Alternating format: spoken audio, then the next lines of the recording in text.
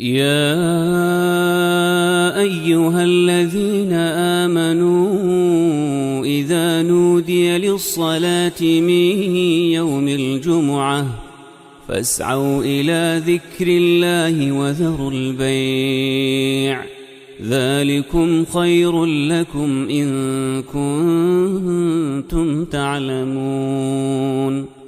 الحمد لله رب العالمين، والصلاة والسلام على سيدنا وحبيبنا محمد وعلى آله وأصحابه أجمعين. ئیمانداران و خواناسانی زۆر بەڕێز، ساڵی شەشەمی کۆچی پێغەمبەری خوا صلی الله عليه وسلم لەگەڵ 1400 کەس لە یاران و لە سەحابە تێکۆشەرەکانی بەمەبەستی شادبوون بە مەسجد الحرام و زیارەتی کەعبە و ئەنجامدانی عومرە لە شاری مەدینەوە بەڕێکەوتن بەرەو شاری مەککە. بەڵام کاتێک کە مشریکینی مەککە، بتپەرستەکانی مەککە، کافرەکان پێیان زانین لە هەموو لایەکەوە بۆیان هاتنە دەرەوە، وتیان بە هیچ شێوەیەک ڕێگەتان نادەین ئێوە بێن زیارەتی کەعبە بکەن، عومرە ئەنجام بدەن. پێغەمبەر صلی الله عليه وسلم لەگەڵ ئەوەدا کە 1400 جەنگاوەری شمشێر بەدەستی کوڕی ئازای لەگەڵدا بوو، بارودۆخەکەی هەڵسەنگاند کە ئەم کەللەپوتانەی مەککە، ئەم مشریک و خوانە ناسانە سڵ لە کوشتنی مرۆڤ ناکەنەوە و بەلاشیانەوە گرنگ نییە خەڵک چەند دەکوژرێ و چی لێ دێ و چۆن ماڵوێران دەبێ. بەڵام خوێنی مسلمانان هەروە ئاسان نییە و سادە نییە. بۆیە بارودۆخەکەی لێکدایەوە و فەرمووی با ڕێککەوین، ئەم ساڵ ئێمە دەگەڕینەوە بە ئومێدی ئەوەی ساڵێکیکە ڕێگەمان پێ بدەن و هەر تەنها بە شمشێرێکی ئاساییەوە بەبێ تیر و کەوان و ئەوانە بینەمەکەوە و تەنها بەڵێنتان پێ دەدەین عومرە دەکەین و یەکسەر دەگەڕینەوە. لەسەر ئەو بارودۆخە بۆ ئەوەی خوێن نەڕژێ و ڕۆڵەی کەس بە کوژنەچێ، پێغەمبەر صلی الله عليه وسلم زۆر بە حیکمەت و لێزان و دانایانە بارودۆخەکەی کۆتایی پێهێنا و ئەو هەموو مسلمانەی گێڕایەوە بەرەو مەدینە، واتە نەیانهێشت بچنە مەککەوە. ئەمە لەسەر دڵی مسلمانەکان زۆر قورس بوو. هەر لە هەمان ڕۆژ و کاتە جەماعەتێ بتپەرست و مشریک لە بەشی ڕۆژهەڵاتی وڵاتەوە بەرەو مەککە بەڕێدەکەوتن. ئەوانیش بە مەسەبی خۆیان، بە دینی خۆیان لەو کاتەدا دەیانویست لە خوا نزیک ببنەوە، دەهاتن بە حساب زیارەتی کەعبە بکەن و عومرە بکەن. ئەوانە کافریش بوون، مشریک بوون، زۆر بە شێوازێکی ناشایستە عیبادەتی خۆیان بە حسابی خۆیان لەوێدا دەکرد، بەڵام لەگەڵ خوادا بتشیان دەپەرست. مسلمانەکان، سەحابەکان کە سەیریان کرد، خۆ ئەمانەش هەر هەمان مشریکن، چ فەرقێکیان هەیە لەگەڵ کافرەکانی مەککەدا؟ هەمان بیر و ڕای پیسیان هەیە. بۆیە وەقەد ئیشتەدە ذەلیکە عەلەیهیم، زۆر لەسەر دڵیان قورس بوو.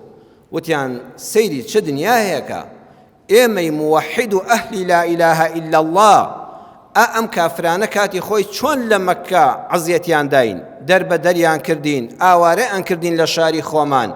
ئێستا ئێمە ئەهلی لا ئیلاهە ئیلا الله و یەکتاپەرستی ڕاستەقینە مافی ئەوەمان نییە عومرە بکەین و تەوافی کەعبە بکەین، کەچی ئەم بتپەرستانە بە ئاسانی دەرگایان بۆ کراوەتەوە و دەچن زیارەتی کەعبە دەکەن. واللهی نەسود هؤلاء، شەر بێت تۆڵەی خۆمانتان لێ بکەینەوە.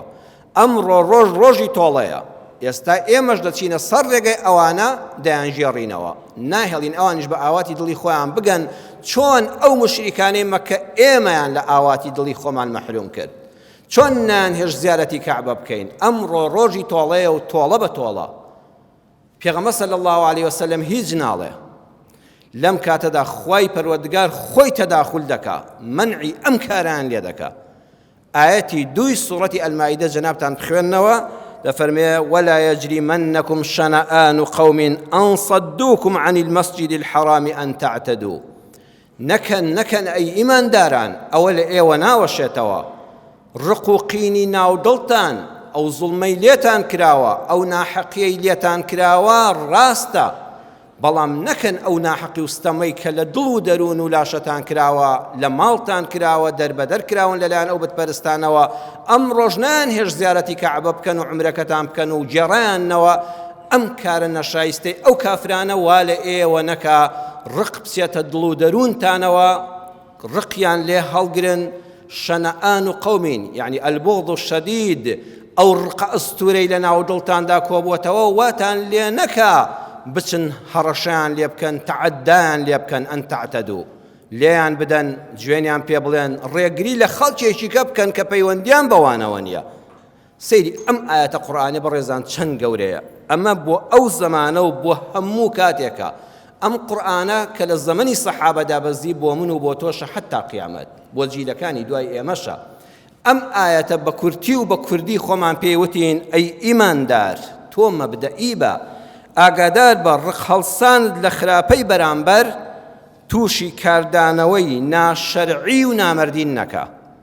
دەکرێت تۆش ئینسانی تووڕە ببی لە کەسی بەرامبەر بەڵام ئاگاد لە خۆت بێ نابێ ئیماندار لە کاردانەوەی بەرامبەردا کارێک بکا کە ناشەرعی بێ کارێک بکا کە نامەردی بێ.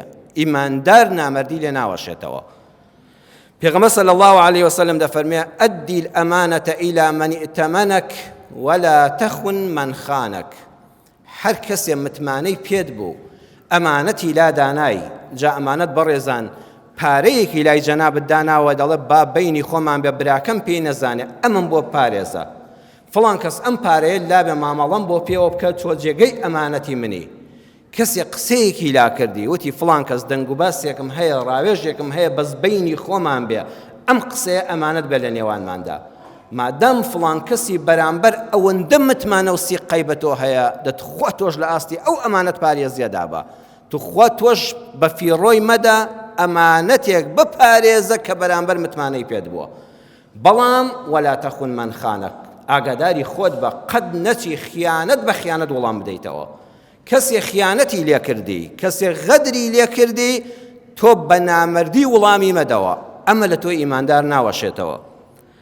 لە ئیسلامدا دەفەرمێت کابرایەکی کافر هات موسڵمانێکی بەناحەق شەهید کرد و کوشت.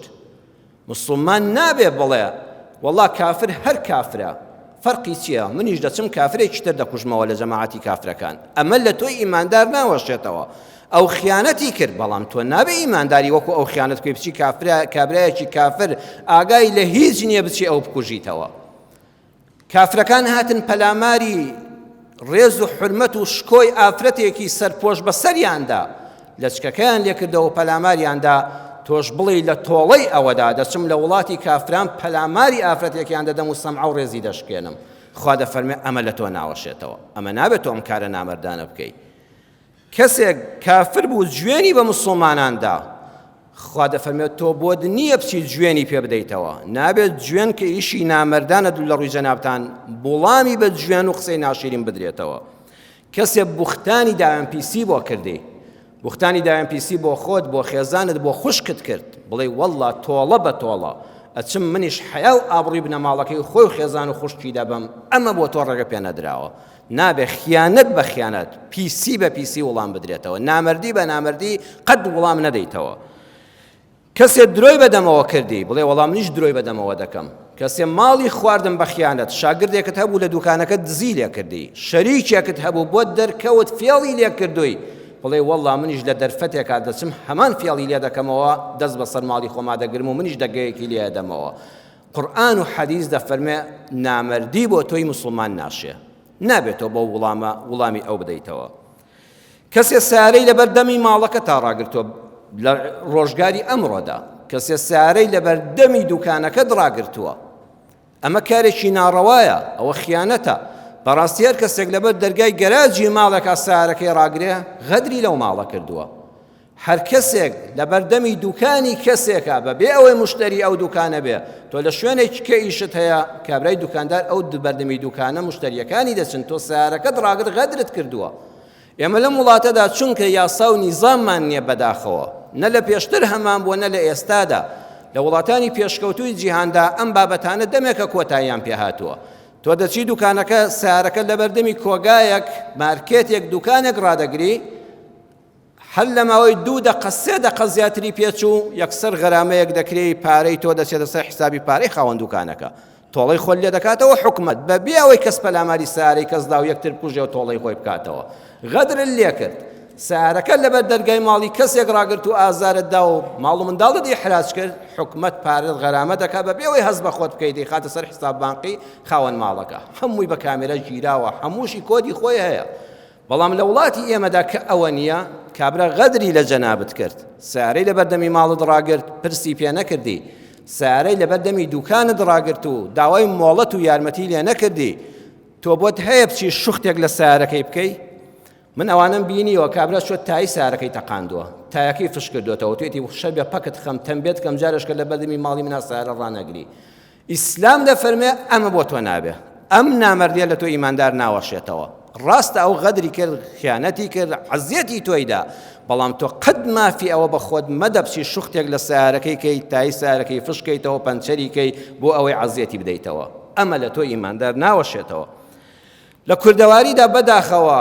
بیستومانە و خوێندومانەتەوە باب و باپیرانیشتان بۆیان جێڕاونەوە لە گوندەکاندا بە تایبەت لە شارۆچکەکاندا کابرا کلکی گوێدرێژی فڵان کەسی بڕیوە ئەویش زانیوێتی فڵان کەسە چوە کلکی گوێدرێژەکەی بڕیوەتەوە کلکی مانگای بڕیوە چوە کلکی مانگای ئەوی بڕیوەتەوە ئیهانەی پێکردوێتەوە ئەمانە لە ئیسلامدا هەمووی حرامن ئەو دەغڵودانی ئەوی سووتان دۆڕقی لێی بووە ئەویش ساڵی داهاتوو لە تۆڵەدا چوە دەغڵودانی ئەوی سووتاندوێتەوە ئیسلام دەفەرمێ ئەمانە نابێ ڕاستە تۆ غەدرت لێکرا بەڵام خیانەت بە خیانەت وەڵام نەدەیتەوە ئێستا وەختی مەکتەبە ئەمەی کە باسی دەکەم دەبێت بکرێ بە کردار لە ژیانماندا خۆشەویستم چەند ڕۆژێکی تر دەرگای قوتابخانەکان لەم هەفتەی داهاتوودا دەکرێتەوە منداڵەکانن لە ماڵەوە دانیشێنە بڵێ ڕۆڵی شیرینم ئیسلامی ئێمە پێغەمبەری خۆشەویستمان صلی الله عليه وسلم دەفەرمێ ئەدی الأمانة إلى من ائتمنك ولا تخن من خانك کەسێ ڕێزی لێگرتی ڕێزی لێ بگرە منداڵە شیرینەکەم ئەگەر هاوڕێکە لە قوتابخانە ڕێزی لێگرتی تۆ زیاتر ڕێزدار بە بەڵام ئەگەر منداڵە کتێبەکەی دڕاندی دەفتەرەکەی دڕاندی پەلاماری جانتاکەی دای تۆ نەچی وا بکەی تۆ وەڵامی نەدەیتەوە نەچی کتێبەکەی بدڕێنیتەوە لە تۆڵەدا منداڵەکان منبال لەسەر ئەم پەروەردەیە دروست بکەین کەسێ جوێنێکی ڕۆڵی شیرینم پێدای لە مەکتەب و لە قوتابخانەدا قەت نەچی زمانت پیسکەیت تۆ جوێنی پێ بدەیتەوە بە گەنجەکانمان بڵین بە کوڕەکەت بڵێ بە کچەکەت بڵێ کە چوویتە سەر شەقام یەکێ دەستی شکاندەوە سەرت هۆڕنێکی ناخۆشی بۆ لێدای فولایەتی ناحەڕەوای بۆ لێدای عەزیەتی دای ڕۆڵە تۆ قەت خیانەت بە خیانەت وڵام مەدەوە تۆ فێری جوامێریکە بڵێ نا من نایەمە ئاستی تۆوە تۆ سڵاوێکی لێ بکە دەستێکی بۆ بەرزکە خۆل لەو بەڵایە لادا با ئەمە پەروەردەی منداڵەکانمان بێ بزانن خوا هەمومان سەلامەت دەبین و مرتاح دەبین یان نا ئەم ئاەت و حەدیسانە با تێکەڵاو بە ژیانی خۆمان و ماڵ و منداڵمانی کەین یەکێ پرسیار دەکا ئەی مامۆستاخوا لە سوورەتی ئەلبەقەرە ئاەتی 194 نافەرمێ فەمەن اعتدى عليكم فاعتدوا عليه بمثل ما اعتدى عليكم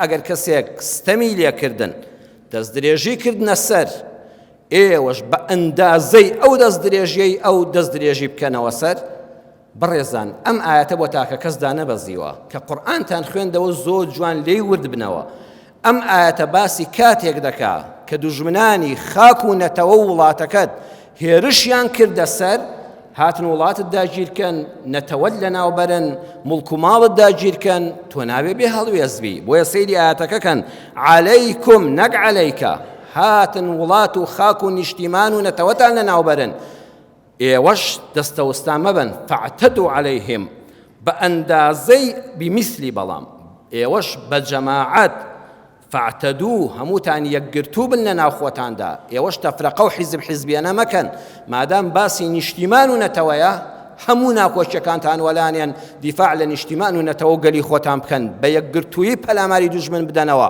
بەڵام ئاگاتان لێبێ بمثلی سەیری ئەم قورئانە چەند وردە ئەبێ بە ئەندازەی تەعەدای دوژمنەکەشت تۆ تەعەدای لێ بکەیەوە بمثل زۆر گەورەیە پێمان دەڵێ مەهێڵن بازنەی شەڕ و خراپە فراوان بێ ئەو گولەیەکی پێوەنای تۆ ساڕوخێکی پێوە منێ ئەو ئارپیچێکی پێوەنای تۆ دۆشکەیەکی پێوە منێەوە لە شوێنەکەی تۆ هەوڵ بدە بە ئەندازەی خۆی بیبیتەوە شوێنی خۆی بەڵام مەهێڵە بازنەی شەڕ و کوشتار گەورەتر بێ بمثلی با بازنەی شەڕ و خراپە گەورەتر نەبێ سەیری ئەم ئیسلامەت چەند ئاشتی خوازە تەنانەت هەڕەشەی لە خاک و نەتەوەت کردووە تۆ هەوڵ بدە جوارمێرتر بی لەو لە شوێنی خۆی ڕایگرە قبوڵی تەعەدای خەڵکی بێگانە مەکە بۆ سەر خاک و نیشتیمانت بەڵام بمثل لە زیاد لە حەدی خۆی تێی مەپەڕێنە بە دوژمنایەتێکە قوڵتر نەبێ و گەورەتر نەبێ بۆ نەوەکانی داهاتوو کەواتە وەکو تاکە کەس هەرگیز ڕێگە بە خۆت مەدا لە وەڵامی خراپەی بەرامبەردا کاری ناشەرعی بکەی، کاری نامەردانە بکەی. دەچینە خزمەت ژیاننامەی پێغەمبەر صلی الله علیه وسلم. بزانین پێغەمبەری خوا بە کردار چۆر ئەمەی نیشان داین. کابرایەک هەبوو ناوی عەبدوڵڵای کوڕی سەعدی کوڕی ئەبی سەرح بوو، مسلمان بوو، هاتە خزمەت پێغەمبەر صلی الله علیه وسلم، قورئان فێر بوو، دواتر کافر بووەوە، دواتر پەشیمان بووەوە لە ئیسلامەتیەکەی، تا ئێرە ئاساییە پەشیمان بۆ دەچێتەوە بارەگای خوای خۆی، بەڵام زمانی پیس بوو، زمانی پیس بوو، دژی پێغەمبەری خوا و مسلمانان وەکو نەشتەر زمانی دەیگێڕا. ئەو ئیسلامەتی فێری بوو، دژی مسلمانان بەکاری دێنا. پێغەمبەر صلی الله علیه وسلم لە ساڵی فەتحی مەککەدا فەرمووی چەند کەسێک خوێنیان بە هەدەر دراوە، هەموو خەڵک عەفوە، بەڵام ئەم چەند کەسە دەبێت بکوژرێن. یەکێ لەوانە عەبدوڵڵای کوڕی سەعدی کوڕی ئەبی سەرحە، لە هەر شوێنێ بینیتان بیکوژن. ئەوە یەکەم مسلمان بوو، دوایی کافر بووەوە، دوایی دانەنیش لە ماڵی خۆیدا بە کافریەتی خۆیەوە چی سوکایەتی و خراپەیە بەرامبەر بە مسلمانان و پێغەمبەری خوا صلی الله علیه وسلم کردی.